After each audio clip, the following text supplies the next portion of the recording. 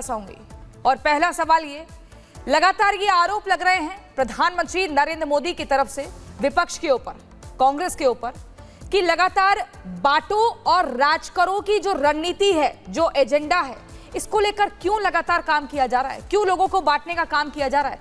मुद्दों पर बात नहीं हो रही, महिला सुरक्षा पर बात नहीं हो रही, रोजगार पर बात नहीं हो रही, सिर्फ ये बात है जाति जनगणना कराओ, जाति के आधार पर लोगों को बांटो, लोकसभा चुनाव हो या विधानसभा चुनाव। हाँ प्रियंका जी, देखिए जिस तरीके से अभी बात रखी गई है कि जाति जनगणना को लेकर, तो देखिए सबसे पहले तो मैं ये कहना चाहता हूँ, आखिर बांटने की कोशिश कौन कर रहे हैं? आपने देखा होगा 2024 के जब चुनाव से पहले जब चल रहा था तो क्या कहते थे कि देखिए आपकी जमीन जायदाद ज्यादा बच्चों वालों को दे दी जाएंगी। भाई ये बता दीजिए कौन सा बयान था?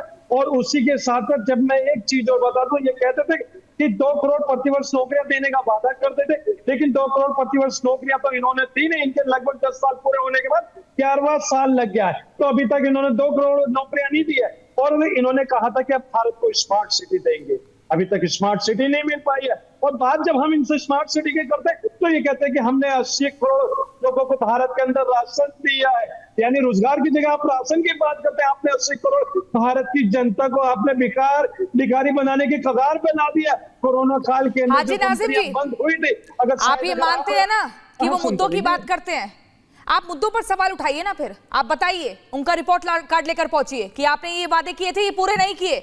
जाति के आधार पर क्यों बांटने का काम होता है? अनंत विजय जी, मैं आपके पास आना चाहूंगी और ये समझना चाहूंगी, प्रधानमंत्री नरेंद्र मोदी ने जो महाराष्ट्र में एक जनसभा को संबोधित करते हुए कहा है कि अगर बटेंगे तो महफिल सजाई जाएगी, क्या ये एक कड़वी सच्चाई है जिसको समाज के लोगों को बताना जरूरी है, उन्हें जागरूक करना जरूरी है ताकि वो अपनी एकता को, अपनी ताकत को पहचाने? देखिए, बहुत दिनों बाद मुझे लगता है कि इस समाज में, भारतीय समाज में हिंदू संगठित हुए थे और उस संगठन के कारण जो राजनीति थी वो देश की बदली। देश की राजनीति इसलिए नहीं बदली कि भारतीय जनता पार्टी आ गई, देश की राजनीति इसलिए बदली कि हिंदुओं को लगा कि वो अपने अधिकारों को लेकर सजग हो सकते हैं, जागरूक हो सकते हैं। लिहाजा उन्होंने एक ऐसी विचारधारा को चुना जो उनके मतलब हिंदुओं के हितों की बात करते थे। ये फॉर्मूला चला, चुनाव में भी चला, सियासत में भी चला। अब लोगों को ये लगता है, जो विपक्षी दल है उनको ये लगता है कि हिंदुओं की काट के लिए जाति जनगणना के आधार पर हिंदुओं को बांटने का एक दांव चला जाए। मुझे लगता है कि ये बिल्कुल उचित नहीं है, क्योंकि आप देखो क्या हम अभी हमारे एक फाजिल दोस्त यही बात कर रहे थे, मुद्दों की बात बहुत जरूरी है इस देश में। रोजगार की बात होनी चाहिए, सड़कों की बात होनी चाहिए, हर घर में जल की बात होनी चाहिए, वो सब ठीक है।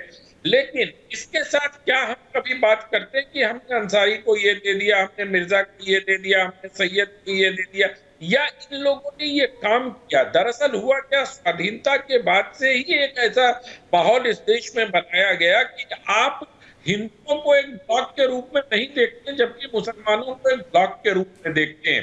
क्या मुसलमानों में जाति की बात होती है? रुक जाइए, जब आप बोल रहे थे तो कृपया अपने संस्कारों का परिचय होने न दें, कृपया अपने संस्कारों का परिचय होने न दें। आप रुके, मैं जब पूरी कर दूं बात। हाजी नाजिम जी, सुनिए मेरी बात ध्यान से।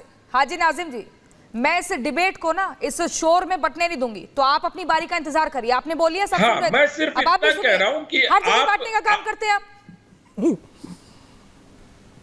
बोलिए सर। मुल्क के वजीर आजम तो करें बांटने की बात, तो अभी वरिष्ठ पत्रकार अनंत विजय बोलेंगे, पहले अपनी बात पूरी करेंगे। मुल्क के वजीर आजम को आपको जो कहना है वो कहें, लेकिन मुझे एक व्यक्ति को उसके बोलने के अधिकार से वंचित न करें। मुझे मालूम है कि आप बड़े शक्तिशाली हैं, आपके पास वोट बैंक है, आप जो कहेंगे सरकारें उस ओर चली जाएंगी, लेकिन मुझे मेरी आवाज तो न दबाइए। मैं सिर्फ इतना कह रहा हूं कि आप बेरोजगारी की बात करिए, सड़कों की बात करिए, पानी की बात करिए, लेकिन कभी भी आप अपने दिल पर हाथ रख के कहिए कि मुसलमानों की जाति बताकर बात की जाती है क्या? आप हिंदुओं में कहते हैं कुर्मी वोट इतना है, कभी ये कहते हैं क्या सैयद वोट इस इलाके में इतना है? आप ये कहते हैं यादव वोट इतना। एम वाइज समीकरण हो गया, और उस समीकरण में देखिए हिंदुओं का एक जाति आपने ले लिया, और मुसलमानों को ब्लॉक की तरह ले लिया। तो ये जो विसंगति ठीक है, इस विसंगति पर भी विचार होना चाहिए, विचार होना चाहिए, गंभीरता से लेकिन विचार होना चाहिए। अजय वर्मा जी, मैं आपके पास आना चाहूंगी, कांग्रेस नेता हैं, क्यों बार बार कांग्रेस जो है सिर्फ जाति जनगणना के ऊपर ही, मतलब एक यही मुद्दा रह गया है कि जाति के आधार पर बांटो, कास्ट सेंसस का ही जिक्र कर रही है। अगर हम नेहरू की बात करें, इंदिरा की बात करें, वो तो हमेशा से खिलाफ रहे थे इस चीज के, फिर ये राहुल गांधी को 2021 के बाद क्या हो गया है? देखिए, अभी मेरे एक पत्रकार दोस्त, वरिष्ठ पत्रकार कह रहे थे कि फ्रीडम ऑफ स्पीच होना चाहिए, मेरी स्पीच ना रोकी जा रहा, हर लोगों को स्वतंत्रता का अधिकार है, भूमिका मत बनाइए, बात रखें। आप बोलिए सीधा। मैडम आप सुन, नहीं आप भूमिका नहीं, आप ये ऑब्जेक्टिव क्वेश्चन नहीं है, प्लीज इस पर क्वेश्चन मार्क मत करा करें। आप डिबेट पे बुलाया करें या नहीं बुलाया करें, आप बोलिए ना, क्वेश्चन आपसे सीधा सवाल किया, आप पहले से नहीं तो आप क्या मुझसे कह रही है भूमिका मत बनाइए। आप क्वेश्चन कितना लंबा पूछेंगी, मुझे बोलने नहीं देंगी, 1 मिनट बोलने का टाइम दीजिए, सवाल का सीधा जवाब करिए। मुझे अपना, मेरे स्वतंत्रता का हनन मत कीजिए। गोदी मीडिया ठीक है, होनी चाहिए, लेकिन आपका चैनल मैं उस श्रेणी में नहीं रखता, इसलिए आता हूँ। अरे अभी बोलने का मौका दिया, गोदी मीडिया बोल रहे हैं, बोलिए तो भाई अजय जी। अरे भाई आप क्या बोल रहे हो भाई, तुम वहां पेड हो क्या, क्यों बोल रहे हो? अरे आप बोलिए, आपको बोलने का समय दिया है, आप इधर उधर दाएं बाएं घूम रहे हैं, बोलो, हिम्मत है तो बोलो, परिवारवाद से निकल के बोलो। नो पर्सनल एजेंडा है, नो पर्सनल एजेंडा है, सिर्फ अजय वर्मा जी अभी बोलेंगे और सब उनको सुनेंगे। नहीं तो मैडम मैं ये कहना चाहता हूं कि हमारी पार्टी वर्मा जी को समझाइए थोड़ा, हम कैसे विचार रखें, क्या रखें। बीजेपी की अपनी रणनीति है, नरेंद्र मोदी बांटने का काम करते हैं, कभी मुजरा कराते हैं, कभी मंगलसूत्र छीनते हैं, कभी चूड़ियां छीनते हैं। शर्मनाक है देश के प्रधानमंत्री, कभी कहते हैं भारत हताशा निराशा में, कंगना रनौत कहती है कुछ, इनके लोग कुछ कहते हैं, तो ये बड़ा शर्मनाक और निंदनीय है इनकी सरकार है। और ये लोग किस तरह से गंदगी फैला रहे हैं इस देश में। मासूमियत पर हमें बड़ी, अब क्या बोले, हंसी आए या थोड़ी गंभीरता व्यक्त करें। मनमोहन सिंह का भारत का संविधान देश के लोगों को हिंदू मुस्लिम सिख ईसाई इस देश के संसाधनों पर पहला हक किसका है, क्या कहा था मनमोहन सिंह ने? और आपको इतनी बेचैनी है तो आप इस भारत को हिंदू राष्ट्र घोषित करवा दीजिए।